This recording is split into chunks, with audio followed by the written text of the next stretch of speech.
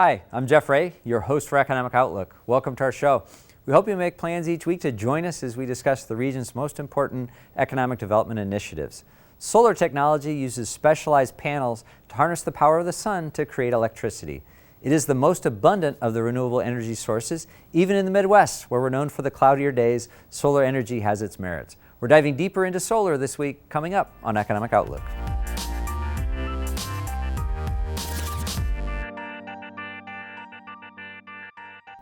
With increasing concern over climate change and energy consumption expected to grow by nearly 50% by 2050, much emphasis is being placed on renewable energy over fossil fuels.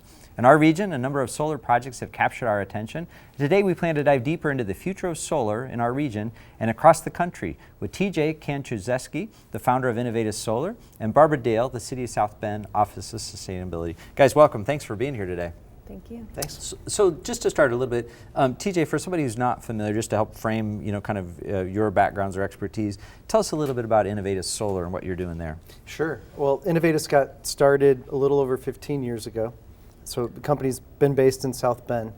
When we first got started, we were a solar supply distributor.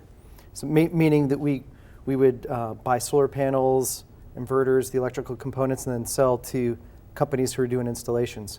We found at that time that there weren't a whole lot of companies doing installs in the Midwest, so we quickly morphed into what's called an EPC company, engineering, procurement, construction, and then a little bit over time, we also became a developer in the solar space, which is much like being a real estate developer, but you're developing solar projects, or you see a spot where there's a need for solar energy in the grid or for a specific customer. So over the last 15 years, the company's grown and evolved, and today we're doing mostly large-scale EPC and development.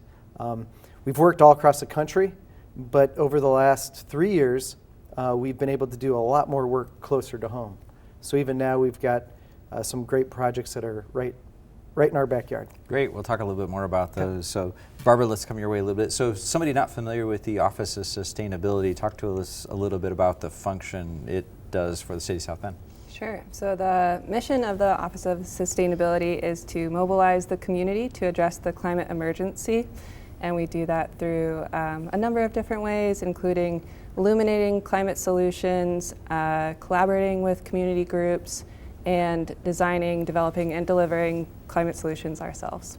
Great, and so obviously timing critical, as we said in the opening, a lot of need on the power side in the years to come, and a lot of thought about how do we do it differently than we have historically. TJ, let me come back your way for a second. So I've lived in this area for a long time. I think the people who've been here a long time says, wait, we have this permacloud that sits over this area. We don't get enough nearly sun to sort of make a difference. But as you said, quite a few projects happening in our area. Talk a little bit about just maybe the climate generally in terms of the growth of solar over the last few years, and then why our area has been right for some of those projects. Sure. Yeah, of course, South Bend in Michiana is not known as the sunniest part of the country, but the technology that's behind solar has become a lot more efficient, and solar panels today, even so 15 years ago plus, they do a pretty good job of creating electricity in low light conditions. So as long as you have ambient light that's coming through the clouds, solar is viable. So in our area, farming is a big thing. There's a lot of corn, soybeans, all that in our neck of the woods. So that is using the same power that solar panels use. So the technology is getting better, but also there is a need on the grid for more electricity. Coal-fired power plants around the state of Indiana and around the Midwest are being shut down. So there's a need for more electrons on the grid. The other thing about our area is that we've got the right temperatures for solar and solar panels. Most people think the desert is a great spot, which it is. There's a lot of sunlight there, but it's also a dusty place, and it gets really hot. And when it gets really hot, solar panels actually drop their efficiency and production. So here in South Bend, you actually get the most solar power in the spring and fall months, where it's typically cool and can be sunny. So it's a good place, and also with the rain and the snow that we get, it naturally clean solar panels. Great. Barbara, let's come your way a little bit. And so maybe add on to what TJ's talking about. So why the increased interest in solar? What makes now sort of this ripe time for people to be thinking about it, both at their homes or in their businesses? Sure. Well, as TJ mentioned, there's a need for solar energy production, both on the sort of societal level and also on the individual level, or at a business or nonprofit. It might make economic sense to lower your energy bills by producing your own solar energy. So the Office of Sustainability helps with that with two separate programs. One is the EASY program for nonprofits, and the other is Vibrant Places for businesses. And those programs also are supported by the money that's coming through the federal government. The Inflation Reduction Act and the infrastructure bill are both the largest climate investments in history, and bringing a lot of money to make that install cost lower for individuals, businesses, nonprofits. Yeah. Great, TJ. Let's hit on keep on this. So this environment federally in particular to help infuse some dollars to do this. Talk about how as you've been involved the last 15 years, how different it is today than when you started in terms of having some dollars to actually encourage this to happen. Sure. Like Barbara said, this is a great time in terms of support for renewables and solar in particular, especially when you've got the city of South Bend and Barbara and her team bringing local support behind it. That makes it a lot easier for people to go solar and make the decision. There's a lot of good information out there. But some of the things that are available now, obviously there's a 30% tax credit, which is available at the federal level. But if you use US-made components for a certain percentage of a solar project, you can actually get up to a 40% investment tax credit. So if you use Crossroads solar panels, for instance, which are made here in South Bend, you can get up to 40%. Now there's also a lot of dollars behind technology and supporting companies that are all within the solar ecosystem. So you have manufacturing, component suppliers, developers, and all that, and also grid modernization, which is something that's needed. And there's a lot of, with the investment, or the IRA, there's a lot of money behind improving the grid, which makes solar, wind, or any other renewables better in terms of distribution. Yeah. Barbara, come your way. So historically, maybe the environment hasn't been as ripe for me to want to do this at my house or my business. The power companies didn't like it necessarily. It wasn't always quite as affordable, but that's been moving. Can you talk a little bit about just sort of what that environment looks like today? Sorry, can you repeat? Yeah, no, I'm just thinking more of this environment, like 15 years ago, like the power companies, everybody's sort of pushing back and saying, wait a second, you can't do this. But I think the environment is more, so as you're helping businesses think about building or doing solar at their home or at their business, talk a little bit about what that environment looks like now. Right, so the technology has improved greatly. The cost of installs has lowered greatly. It's cost competitive or even cheaper than a lot of fossil fuel kind of infrastructure.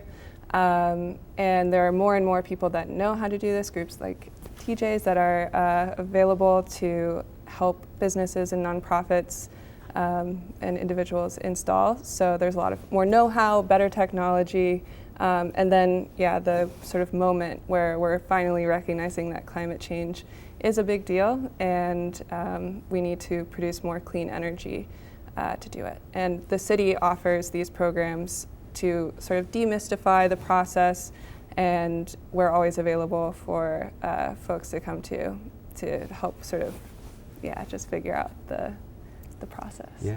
So TJ, let's build on this a bit, like this regulatory environment, because if I remember, the pushback from the utilities sometimes was a little bit like you'll generate more power at your house than will serve your house. So some of that comes back into the system or into the grid, and I don't think utilities were very receptive. Are utility companies more receptive to this? Is that still a challenge or barrier these days for folks?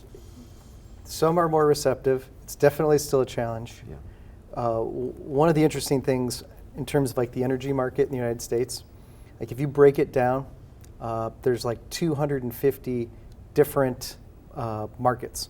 So if you're a solar company and you look around the country, it can be different in a lot of different places, right? So where we are, Indiana Michigan Power is the main utility provider. Obviously, when you get to the west side of South Bend, but also maybe towards Goshen, NIPSCO fills some of that service area. So you have those two major companies.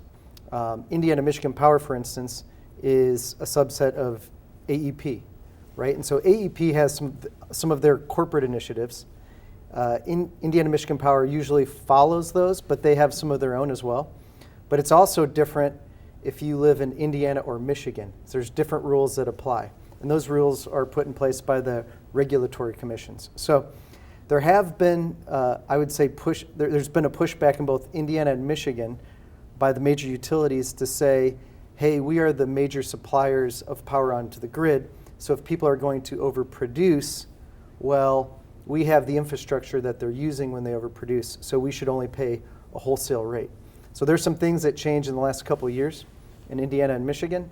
I don't think it was necessarily the greatest move because on the flip side, consumers then want to be more independent and they want to figure out how to do it. And it's actually moved a lot of consumers to do more energy storage, like Tesla Powerwalls and things like that. And they're thinking, okay, well, I want to produce solar power on my house, and if the utility's going to only give me X amount of dollars, well, I'll just store it in a Powerwall or a battery solution, and when the power goes out, I can use that. But also when the power's not out, you can actually switch to your battery and use that power. So now there is a lot of support. So AEP and I&M, like they're doing solar on a large scale, right? To keep their costs low and competitive, they need to buy solar power at 100 megawatts, 200 megawatts plus.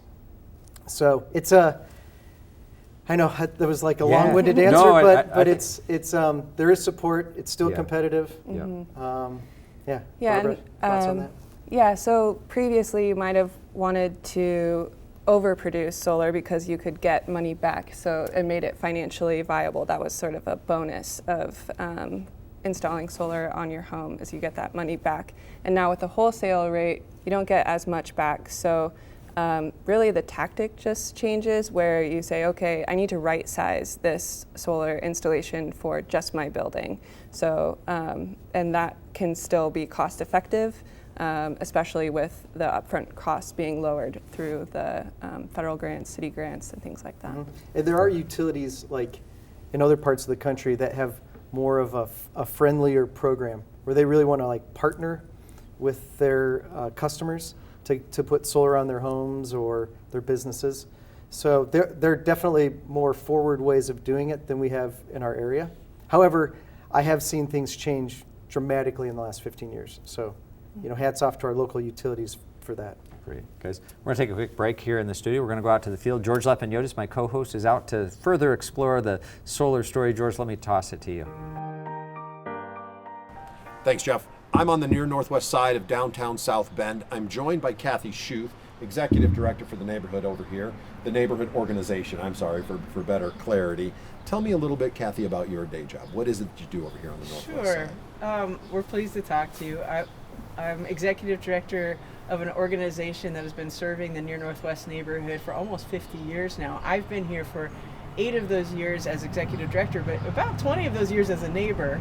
And the organization serves to revitalize the neighborhood as a whole and has a mission of doing so through providing affordable housing, through community engagement, and then being an advocate for the neighborhood within the wider community. So as you can imagine, my day job really is different on the day. It could be working with public safety issues, it could be working with city and street and infrastructure issues, it could be developing the next project in the neighborhood or talking to a potential business owner in the neighborhood that is interested in cooking up a project of their own. So it's incredibly varied and it's a really fun and fulfilling job.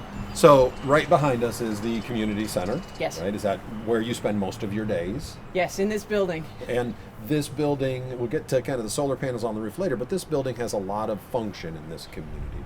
Tell me what it is that the residents come to the community center looking for and what services and amenities the center provides to the neighborhood. Great. This building as a whole holds our offices. It also holds 2 retail spaces, which I should mention. One being Brain Layer Books, which amplifies minority voices in literature. But also our local Pay It Forward coffee shop. So people are coming to retail spaces, to our office, but also the community center itself is a public space that is open for a variety of uses, whether it be classes, workshops, events, both that we're hosting or that other people are hosting for the public. We keep it reserved, not for parties per se, but for those who are looking to do community-oriented events. And so that's photography, that could be, again, events about, we've recently had one about how to grow pollinator plants in your yard. You know, it's a whole variety of things that neighbors bring to us as well as we present to neighbors that they're able to use that space for. Many of us who've grown up around South Bend don't necessarily know exactly what we'll define as the near northwest side. We talked a little bit before we went on air. It is to the east of here, the river. Mm-hmm. To the northwest, is it Lincoln Way? So the south, it's Lincoln Way, and to the north, it's about Angela Boulevard, and now the new Coal Line Bike Trail is our western boundary. So it includes Leeper Park, it includes Memorial Hospital area, and then kind of the area all the way over to about Wilbur on the west side. So what is it, if you look at the neighborhood as a whole, how would you define the neighborhood? What would you give as its characteristics? Yeah, well, I should start by saying, of course, it's the best neighborhood in Of South course, Bend. yep. Not that I'm biased. No. But I think the 2 things that we are told, kind of repeated back to us, that people see in the neighborhood and that they really find enjoyment in the neighborhood are that it's a neighborhood that really values community, and it's a neighborhood that really celebrates and values its diversity. And so what that means, it's a racially diverse neighborhood, it's a socioeconomically diverse neighborhood, and it's a neighborhood that really looks out for each other. So, you know, like it is a front porch neighborhood in a sense. We do have 3 historic districts, so there's some beautiful architecture here. The whole neighborhood was built roughly around 1900, 1910. So it has, you know, kind of like the in-town feel that a lot of people look for. It's very close to downtown. It's very close to kind of anything you want to get to in South Bend, Indiana. But it's a place where people know each other and want to work together to make it a better place. And we feel like that's really something to celebrate in this neighborhood. Pretty good walking score, I would Very say. good walking score. All right. So, really, we're up on the roof today because we're talking about your solar panels. Yes. So, tell us a little bit about the solar project. When did you first start putting panels on the roof of the community center? Yeah, we had to break up our solar project into 2 phases, both of which had some incentives that we were able to take advantage of. One was called the SUN program, and the state of Indiana ran that program 2017. And so we were able to get a solar array that basically dealt with about half of our electricity needs for this community center building. And that was in 2017, and we got it installed at that point. The city of South Bend last year in 2022 began their Energy Assistance and Solar Sustainability Initiative, their EASY program, and we were able to utilize that program, which gave a 50% incentive to add solar to a nonprofit building to complete the array in a sense. So we were able to double our array and kind of complete the system. It's a 10 kilowatt system. Most of the year will supply almost or exactly all of the electricity that we're able to use. And then of course at the peak times, it may not cover that as much, but it goes through the main meter, and basically anything that we create, we're able to use immediately if it's happening immediately, or it comes off our bill at the end of the month. Well, thank you for braving the cold wind tonight and bringing us up here to show us the panels and talk about the center. It's fantastic. Jeff, back to you in the studio. I'm sure you've got more to talk about with city and state funding that's allowing community centers and other nonprofits across our area to reallocate resources they never thought they'd be able to.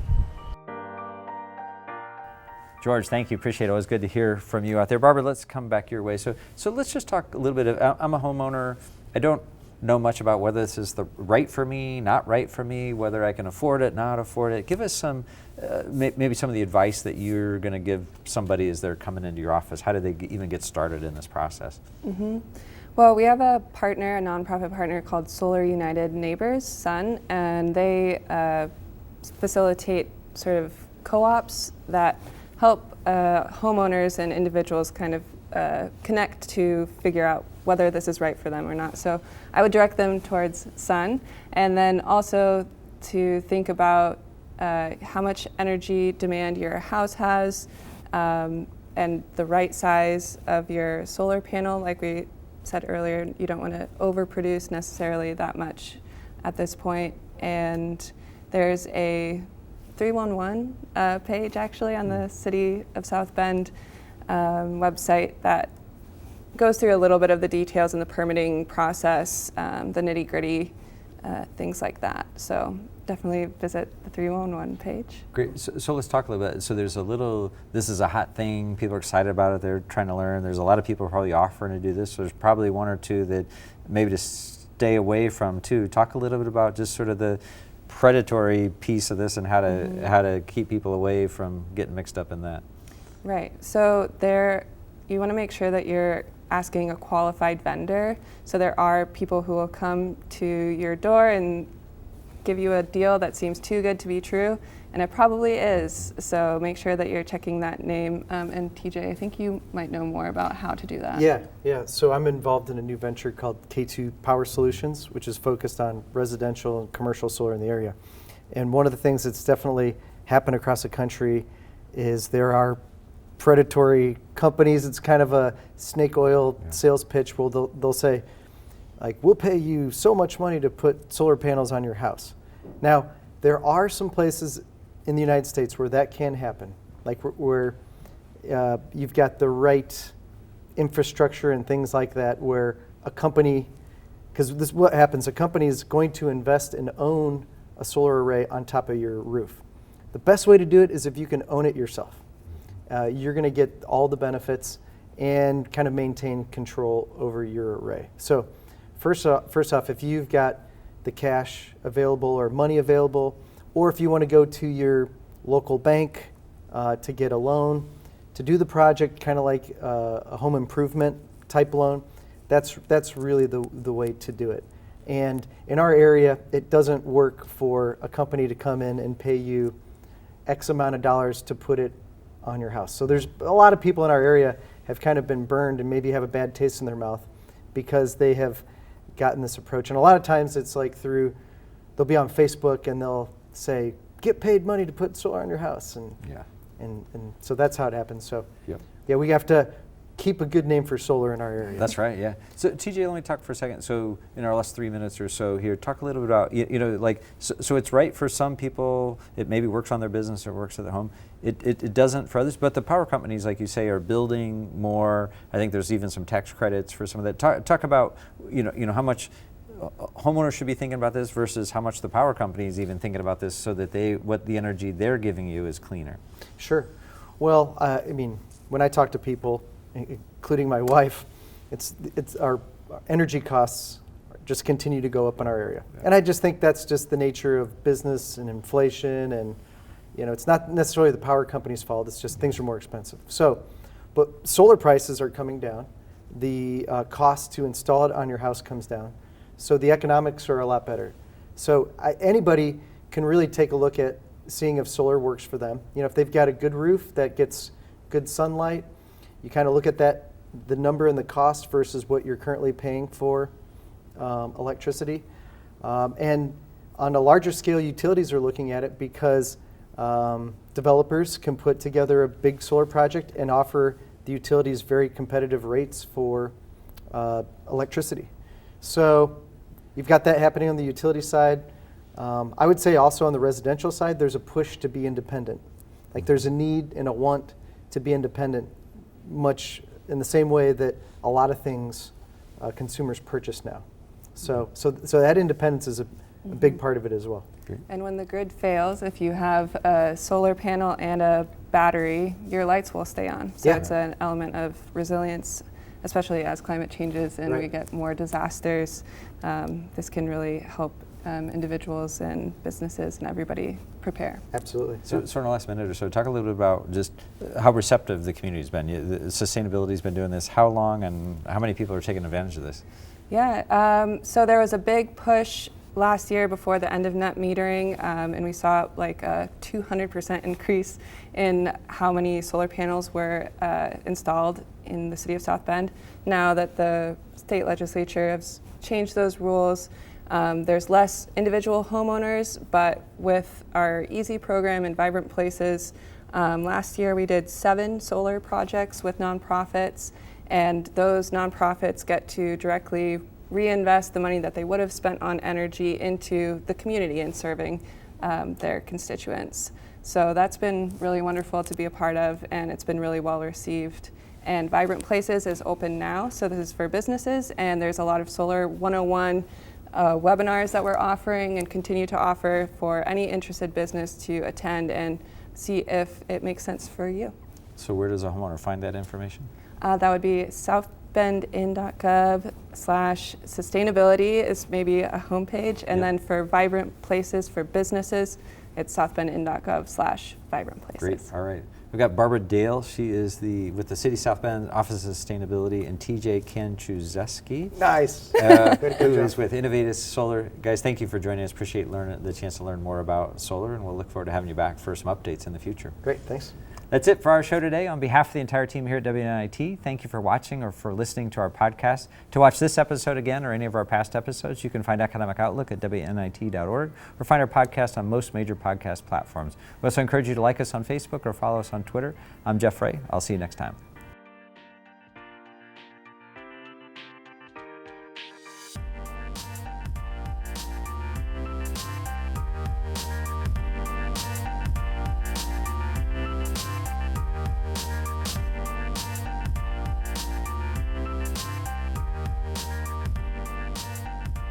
This WNIT local production has been made possible in part by viewers like you.